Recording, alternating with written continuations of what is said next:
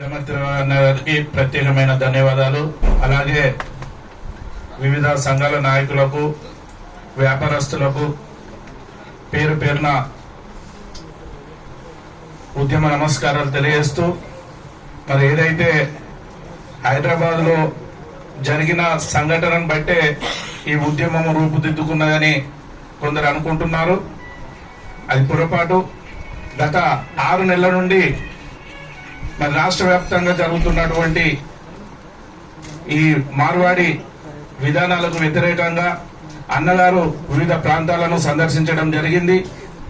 మరి పెద్దపల్లిలో కూడా గతంలో ఒక 3 నెలల క్రితం ఏదైతే అది నాకు అనుభవమైన సంఘటనే, మరి ఒక వ్యత్యాసం రావడం జరిగింది. మరి అప్పుడు కూడా ఇది కరెక్ట్ కాదన్న అది అనే ఒక మీమాంసలో ఉండే, ఇప్పుడు వాళ్ళ నిజస్వరూపం బయటపడ్డది.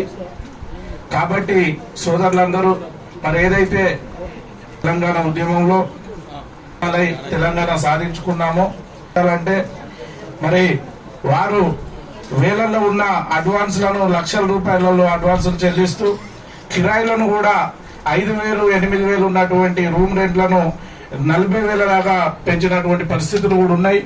వీటి ద్వారా ఏమైతుందంటే మన యువకులు ఏదైనా చిన్నపాటి వ్యాపారం చేయాలంటే చాలా మరి ప్రయాసాలతో కూడుకున్నటువంటి పరిస్థితులు ఉన్నాయి.